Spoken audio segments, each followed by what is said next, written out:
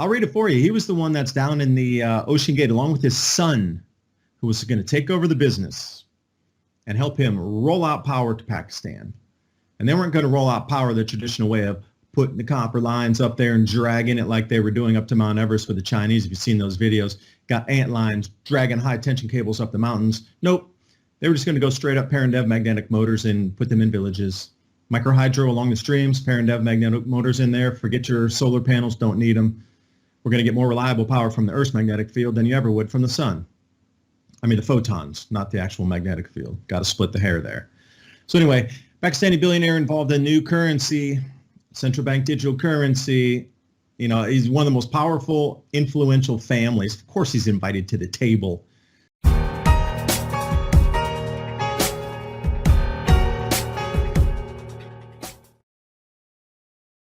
And welcome back. Thank you for staying around. Joining me, David Dubine, your host right here, Mini Ice Age Conversations every other Friday, 2 to 3 p.m., Bright on TV, uncensored. Let's go deep. And when I talk about that, depth. And where depth can be used in many ways. Depth of the money supply, depth of water, or the depths of corruption and entanglement in industries across our planet, from central banking to energy, manufacturing, and everything in between. Now let's do a chapter of history. I'm going to wind a little bit further back, 100 plus years ago, into modern oceanic events mixed in with Tesla technologies, and see how this all weaves into a story. It's almost so unbelievable that when I was putting it together today, I was thinking, oh, this is just beyond bizarro. It's more like a Twilight Zone episode than it would be real life when we start to put the pieces together. But as we see here, the depth of money cycles, very familiar. Titanic, the movie, 1912. But what really went on at that time? So there's some back and forth between, the true events of what happened with these three, what quote unquote billionaires, or they were millionaires of their time, but in today's monies, they would all be billionaires, the biggest magnates of hotels and industries, mining with the Guggenheim. So another thing they all had in common, they didn't want anything to do with the Federal Reserve formation back before it was formed. They were invited to the meetings. They objected to them. And then what happened on Jekyll Island is another step in history itself.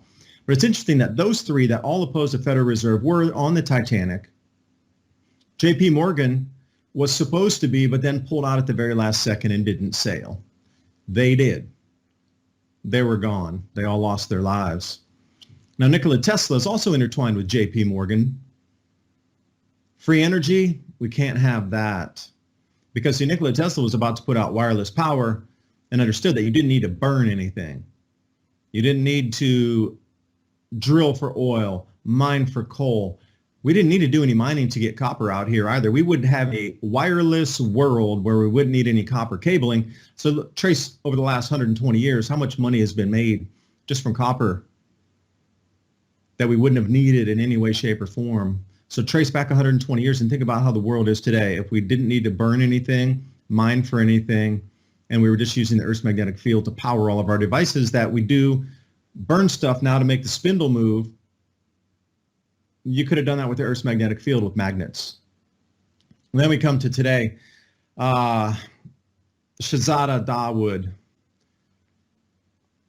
The story is, at least the mainstream media, he was never associated with the World Economic Forum. He never wanted to do free power. It was central bank digital currency. He was all for it.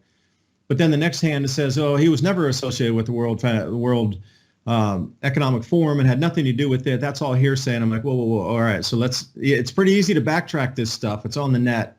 And they couldn't have scrubbed it all that quickly. Bloomberg is warning of a severe economic reset, and gold appears as the caged bull awaiting a catalyst. JP Morgan warned, cut stocks, buy gold, and hold your cash. Wells Fargo said gold is in a super cycle that could last another 6 years. And worst case scenario, gold at 3,000. It's as simple as calling Patriot Gold Group today. Find out why they're A+ rated, Consumer Affairs top rated gold and silver company nationwide. Patriot Gold Group offers the no fee for life IRA, where your IRA or 401k can be in physical gold or silver on qualifying rollovers. 888-546-7020. Call to get your free investor guide today. And now on with the video. So when we do look at it here, I'll read it for you. He was the one that's down in the Ocean Gate along with his son, who was going to take over the business and help him roll out power to Pakistan. And they weren't going to roll out power the traditional way of putting the copper lines up there and dragging it like they were doing up to Mount Everest with the Chinese. If you've seen those videos, got ant lines dragging high tension cables up the mountains. Nope. They were just going to go straight up Parandev magnetic motors and put them in villages. Microhydro along the streams, Parandev magnetic motors in there. Forget your solar panels, don't need them. We're going to get more reliable power from the Earth's magnetic field than you ever would from the sun. I mean, the photons, not the actual magnetic field. Got to split the hair there. So anyway, Pakistani billionaire involved in new currency, central bank digital currency. You know, he's one of the most powerful, influential families. Of course, he's invited to the table. But he was doing so many other things also to leave his legacy. It was far about the money at that point. This guy is more about legacy, positive legacy for the planet, being remembered throughout history of helping humanity, not destroying it. So when you start to, frame in this kind of mind into what they and his family and group wanted to do in Pakistan, it takes a whole different twist than just some greedy dude up there wanting to electrify the country. So if we read a little bit more about, he'd spoken at the World Economic Forum on several occasions. Now this is off of Wikipedia and it says failed verification. And I know they just changed that because it says that means that you can't be verified. So if anybody was going to do a quick search, they go, oh no, he wasn't there. He was not a speaker at the World Economic Forum. But he's also heavily involved in women's rights and bringing up from the poverty level, starting with women in these remoter villages, this from the farm to the farm gate and, the agricultural sectors of it and just different ways for people to make money in the country and bring up the livelihood of everybody in the country so the entire country prospers, not just a single segment. He was all over about vast networking out into giving everybody the same opportunity to have rural power. And that way they could, with their farm goods, process them out in the countryside versus having to bring them in and the wholesalers take a huge gouge out of it and then it gets sent to a city. He's like, we're going to do it out there. We're going to start at the community level and we'll bring it back into the cities versus the other way around. So just go to the World Economic Forum. You can find he got his own page there, his own page. And look at it. He is a member of the Global Advisory Board for Prince Charles Charity and Prince's Trust International. Now, in addition to that, there's a slew of, and he's also sitting on a board of directors in SETI. All right, what's that all about too? Like this guy's fingers are everywhere in every single industry or leading new technologies coming out on the planet. And he was going to innovate and put some of those into the rest of the remote countryside. Now, can you imagine being remembered that in history in your country for doing that? So if I could read to you in the blue, in case you're just listening along while you're, doing something else, including the World Economic, it says, Shahzada is a leading voice for institutionalization of key international networks, including World Economic Forum. Under his guidance, Enegro, that's one of their flagship companies, has become Pakistan's first company to sign a commitment sponsored by the World Economic Forum International Business Council to implement stakeholder capitalism metrics in Pakistan. And he's also vice chairman at the BIC, which also joined the World Economic Forum and the Global Plastic Action Partnership to promote circular economy. And that's where it comes down to the farm gate again. Like anywhere there's non-wastage, something you can do further out in the country without having to rely on delivery systems back into a centralized location. Like if you can harvest it out there and refine it out there and turn it into a higher value product, which then can be transported, you're cutting probably 70% of that entire weight volume to get it to another place. Being that deep and involved inside the World Economic Forum on their policy board for, like I say, commitment to sponsor stakeholder capitalism metrics. We hear all these, key words all the time, do we not? But here's the thing, we're Bank for International Settlements, Austin, Karstens, we don't know who's using a $100 bill. We don't know who's using a 1,000 peso bill. Hey, Karsten, you don't need to know. Privacy, my friend, privacy. The key difference with CBDC is the central bank will have absolute control on the rules and regulations that will determine the use of that expression of the central bank's liability, meaning if you speak out against XYZ class of people, XYZ business genre, XYZ government overseership, they're going to cut your access to it.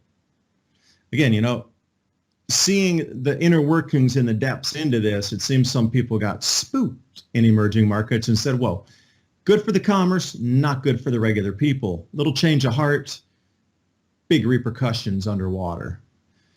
So this comes off Tom Emmer, he's a Republican, Minnesota. Not only would central bank digital currency models centralize Americans' financial information, leaving it vulnerable, but it also be used as a surveillance tool.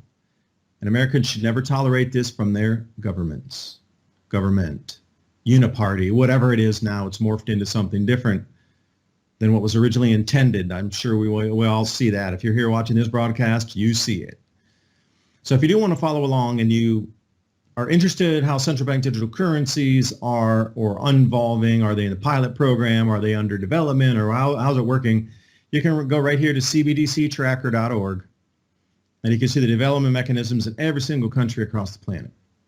Now, what I found interesting in Africa, it is going to leapfrog and they're going to borrow others' technology. So there might not be a very specific one from Mali, but they'll probably tag on to the one from Egypt or something like this.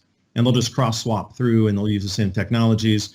And the African Union has its own African Union. So they share technologies, economy, transportation. So why would they not share logistics and inner workings for central bank digital currencies that could run through Africa on stablecoin payments? Of course they could. So a lot of these that are marked in white, they're never going to have their own CBDC programs. They're going to piggyback on others on the infrastructure. But anyway, it gives you a good idea. So the question was posed then, you know, as we're moving into central bank digital currencies in Pakistan, and, you know, the leading heads like Shahzada Dawood and companies at that level intertwined with the World Economic Forum, they are a direct seat at the table in these discussions. So what happened? It seems like somebody said, we don't want that. And suddenly, you know, they're a major news headline with the son who was going to be the heir to the company. One of them, he has several sons.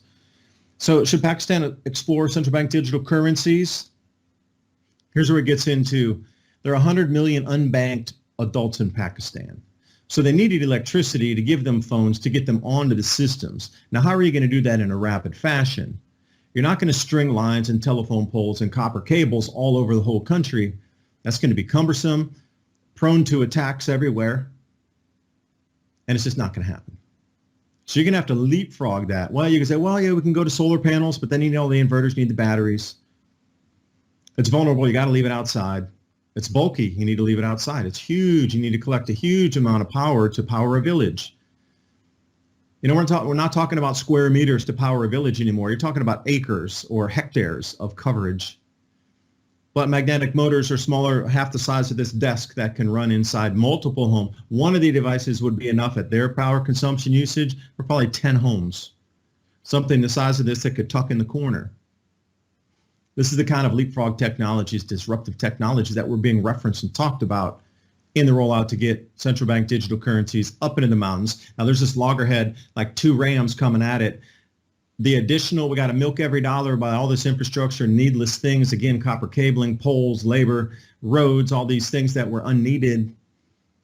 Or we just take the power direct and it just use their power direct there, and then they just use it on site and there's no connection. But then somebody's going to lose out on the money. And this is where it runs into it. Most of these are women. Out of 100 million unbanked, most are women. And that was one of the focuses that their company and organization was on, was the empowerment and betterment and enrichment of, you know, that base level of society. Start with the women first. Start with the villages first. You're going to bring it all up at that point. If a bubble's in the countryside, it's definitely going to meet the city at some point. But going from the city out there, everything's overlooked, as we see already what's happening. So these technologies are based on local solutions.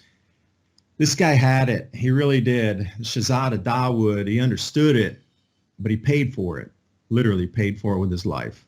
So how does that wind back into the original sinking of the Titanic, which gets even stranger who the captain of that sub was, based on the people who were on the Titanic originally. So these three men worth $11 billion of today's money. Benjamin Guggenheim, you've heard of the Guggenheim Museum, that person. Issa Strauss, Macy's, you've heard of Macy's out of New York, Macy's Day Parade, that person. And Jacob Astor, you ever heard of the Astor Hotel? That person. Now, they were all opposed to central banks being set up. This is when they had the meetings in 1910. But if we look at Isidore Strauss, owner of Macy's, and his wife, Ida, they were famous. They were the ones who were in the bed in the Titanic when it sank in the movie. So you look at this, you go, all right, well, a billionaire, they're opposed to it. Now, how is it different? Well, the submersible pilot's spouse is a great-great-granddaughter of these same people. So the woman that you see there, I'll back the slide up, this woman here, Ida Strauss, descendants, bring it down to the great-great-granddaughter.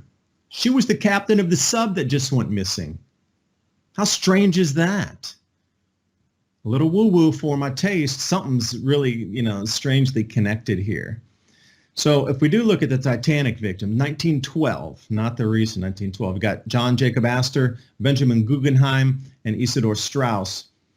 Now, they saw the dangers inherent with the rolling out and the Federal Reserve policies. And by the way, the Federal Reserve is not federal, and it's not a reserve in any way, shape, or form. It prints currencies and charges interest on you to devalue your dollars. And that's why when you buy something, it's worth nothing and you're paying double for your groceries. And it's not federal. There's nothing federal about it. What the federal is the U.S. Treasury that mints coinage, gold and silver coinage. That's federal. These are fake federal. They put a fake name up there, Federal Reserve. They print money out of thin air. They loan it to the American government at interest, which has to be paid back. Now, how much are the interest payments currently? Something around $1 trillion a year, because they were given the power to loan the American government the money going around the Treasury, and then once that money was issued, we, the taxpayers, got stuck getting gouged 2% per year to pay them back. That 2% goes into their money pockets of the elite class. There's more like the leisure class, the parasite class, is being funded by your tax dollars that are minted through the Federal Reserve. You want to talk about counterfeiting, the feds, that's it. So they saw that way back before the Fed was even reformed in 1913. Now here's another factoid that might go into the woo-woo category. John Jacob Astor, Waldorf Astoria, who was famous, that stayed at the Waldorf Astoria for many, many, many, many years and also received funding from John Astor, no less than Nicola Tesla. Now you got to remember, at the time, Nicola Tesla had gotten funding from J.P. Morgan, but building Wycliffe Tower in 1901, they destroyed it in 1917. He ran out of money because the real building project should have been closer to probably about $1 million, but J.P. Morgan gave him $150,000 at that time. Should have been closer to $1 million even at that time, to build up wireless technologies, transmission towers. So he got the loan from J.P. Morgan to start on this original project of the Wycliffe Tower. He ran out of money. Guess who gave him the money that was into wireless technologies? John Jacob Astor, who perished in the Titanic also. Now, you can't tell me there's this much intertwining with free power devices. And even at that time, 100 plus years ago, they were going to stop the rollout of copper cables across the United States and the wiring and the electrification of our nation, and just straight up go to wireless power and Earth's magnetic field devices. Astor bought shares in Tesla's company to fund him to continue the research when J.P. Morgan pulled out. And J.P. Morgan steps off the Titanic the moment before it leaves, and these three gentlemen are left there on the Titanic to perish. Strange. Wycliffe Tower, or Wardenclyffe Tower, excuse me. 1901, construction begins, and the American government tears it down in 1917. Now, Guggenheim was also involved with this because he and Astor saw that there would be a chance to not have to wire the planet, because Guggenheim money came from mining. And they're like, whoa, what if we stop the mining? What will happen to the world's economy if we stop mining and we don't go for the full rollout of billions of tons of copper to be mined and refined? Now, he was also talking with Tesla to see if they could use some of this new technology on Earth's magnetic field to power motors to do the mining. And also something about the vibration of the atoms itself to recombine them and pull them literally out of the rock versus what we have to do to crush rock with substrate and add the different chemicals in it to remove the metals that we do today. They were talking about vibrational frequency to do the mining. Once the rock was out versus putting it in solvents and crushing it to actually electrify it and pull those minerals out, literally magic for a better term. That's what he was working on with Tesla, and they both ended up on the boat at the same time on the Titanic. A little strange from my, once you dig into this, it gets strangely bizarre. The tech that was around in the early 1900s blows what we have away today. We've gone back in time. We've gone caveman style back. We're living in square caves. So the ending of the panic in 1907. Now, how did Morgan get his fingers into all these things here? Well, the panic of 1907, there was a stock market crash. Everything was collapsing, complete collapse, shutdowns, bank runs, upheaval across America in 1907. But John D. Rockefeller committed his own funds, and then J.P. Morgan committed his own funds, but then he persuaded all these other banks along with politicians to declare a state of emergency. And then the Aldrich Act was passed in 1908. That's the Vreeland Act from Mr. Aldrich, who shall go down in infamy of selling out our nation. What it established at that point was once they had the banking contagion, they had all these big magnates and giant, banking interests throw in money to bail out our government. Our government was beholden to them at that point. They bailed out a complete collapse of the United States. So all they did was ask one single request. We want to form this new body called the Federal Reserve and be in control of the money because you obviously can't do it. Your whole country collapsed and we had to bail you out. We're the only ones that can control the money. And Nelson Aldrich, senator, got this thing inked. And I couldn't believe it. When they inked it? December 23rd, when everybody from Congress and when they were all out. Everybody was out. They were back home for Christmas. Remember, there was no internet back then. Telephones were sketchy at best. Everybody was home for Christmas break. And when did they do this? The 23rd in the evening, December 23rd, to get this passed. There was nobody in session. They just went in, passed it, nobody here. Anybody object? Nobody's there. So there's 18 members on this, and it's a National Monetary Commission. And this is how these are all totally interlinked. Now, if you want to do more research, the Jekyll Island Group is the final pull from this. So Paul Warburg, these are some of the famous, names. And then Senator Nelson Aldrich found himself on the board controlling what was then billions of dollars. Convenient. Politician steps right into that board of governors. Wow. How did that happen? And you can see the smugness around the table there. Creature from Jekyll Island is a great book to read. Now, if you look at who the final 7 were that were controlling the money after that, the only 3 that were opposed to it weren't at that table, and they were on the Titanic that sank. Convenient or just coincidental? I'm curious. And then World War I started just less than a year later after all of this was complete. Hey, you can print money to create weapons now out of thin air. Again, the steps in progression, World War II, and now we see ourselves at the cusp of World War III. We're going to continue with Nikola Tesla when we come back from the break. I'll see you then.